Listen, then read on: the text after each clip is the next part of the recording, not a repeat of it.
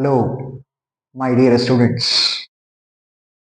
आज की क्लास में मैं आपको एक्सप्लेन करने वाला हूं converse of basic proportionality theorem. मैंने अपनी प्रीवियस क्लास में आपको बेसिक प्रोपोर्शनैलिटी थ्योरम का प्रूफ बताया था और आज मैं आपको उस थ्योरम का उल्टा यानी converse of basic proportionality theorem या कन्वर्स ऑफ थेल्स थ्योरम, एक ही बात है, वो एक्सप्लेन करने वाला हूं कि आखिरकार उसका मतलब क्या होता है। देखिए, सबसे पहले मैं आपको ये बता दूं what do you mean by converse. Converse का मतलब होता है किसी भी चीज का उल्टा, रिवर्स। कैसे? Let me explain. एक बार एक शॉर्ट रिकॉल करता हूं बीपीटी की तरफ, तो कन्वर्स आप इजीली समझ पाएंगे कि इसका आखिरकार मतलब क्या है। Kindly focus. मैंने आपको थेल्स थ्योरम में एक्सप्लेन किया था कि if I consider a triangle, अगर मैं एक ट्राइंगल कंसीडर करके चलता हूं, कोई भी एक लाइन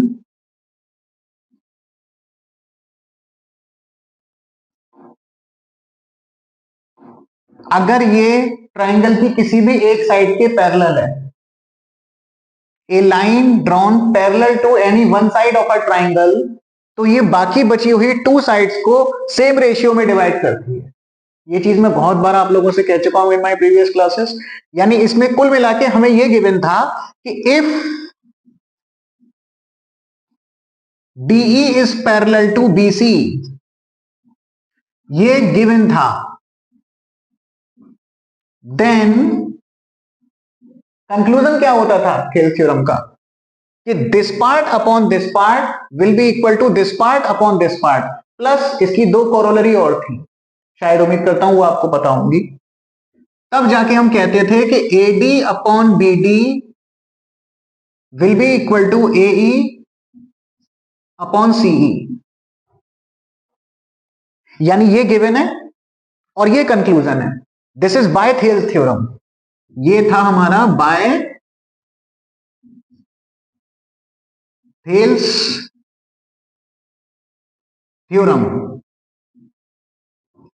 मतलब ये गिवन है और ये कंक्लूजन था, मतलब ये प्रूफ करना था थेल्स थ्योरम बीपीटी में। कन्वर्स आप किसी भी थ्योरम का पढ़ लें, कन्वर्स में गिवन और टू प्रूव हमेशा इंटरचेंज हो जाते हैं। कैसे? मैं आपको कन्वर्स बताता हूं। अब मैं दूसरा ट्रायंगल यहां लेके चल रहा हूं,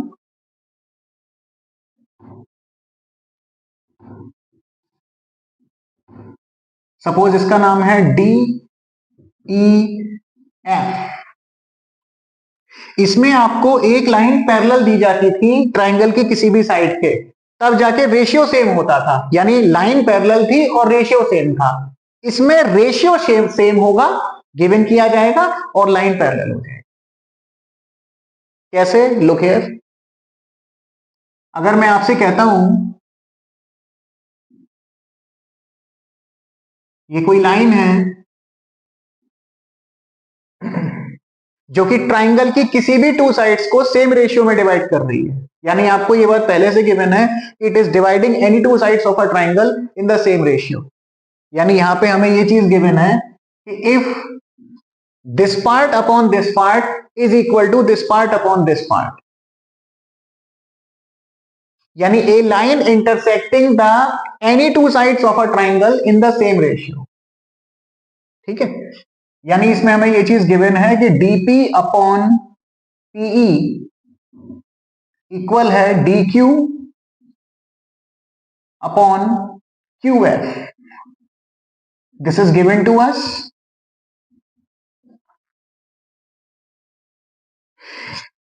तब जाके मैं कहूंगा कि ये PQ जो होगी EF के पैरेलल। PQ is parallel to EF। ये कहता है कन्वर्स ऑफ थेल्स थ्योरम, यानी कन्वर्स ऑफ बीपीटी। इसमें हमें बीपीटी के अंदर पैरेलल गिवन था और रेशियो प्रूफ किया था।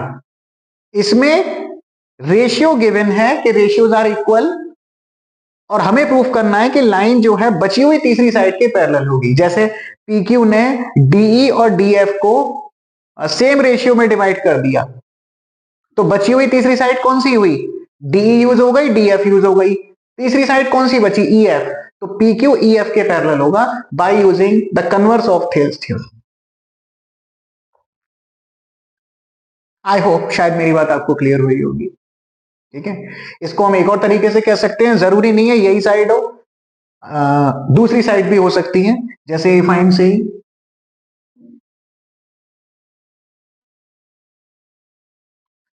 This is a triangle PQR।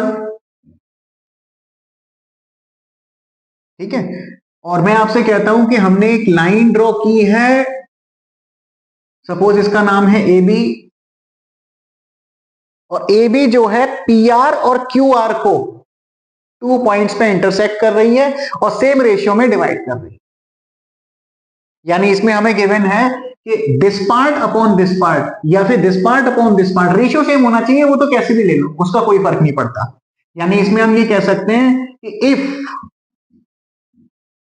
AP upon AR equal है BQ अपॉन BR के,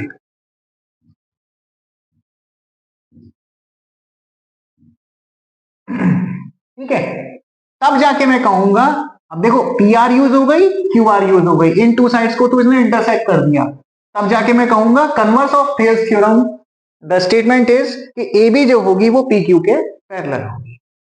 यानी अगर रेशियो सेम है तो लाइन तीसरी साइड के पैरेलल होगी।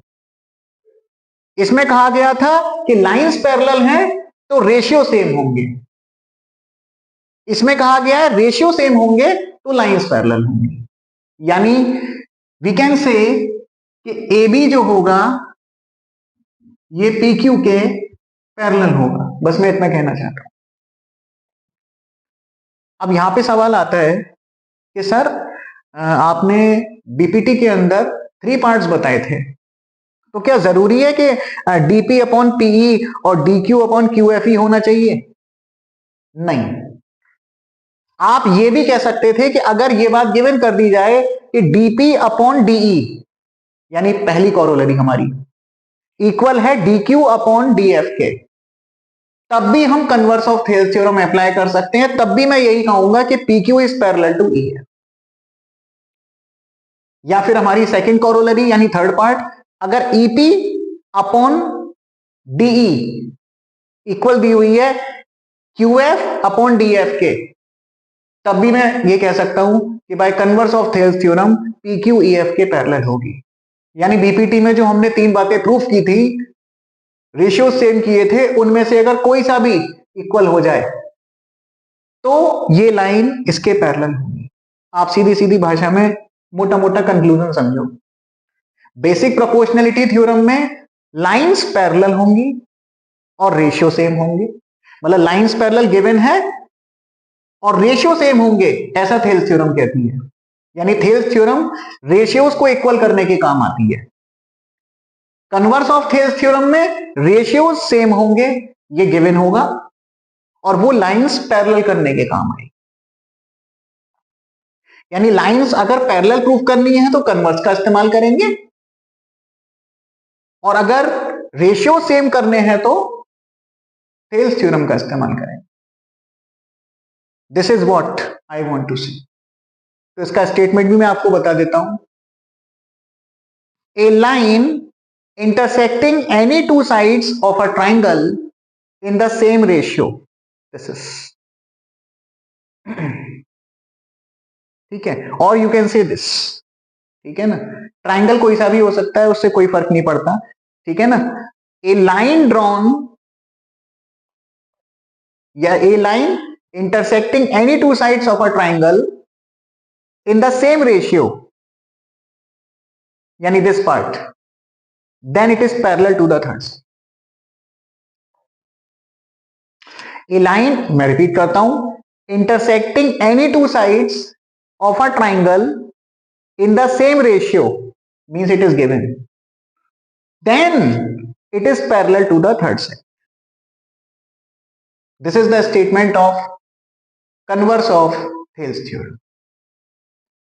मैं उम्मीद करता हूं कि आपको इसका एक्सप्लेनेशन समझ में आ गया होगा, ठीक है ना। तो this is the explanation of this.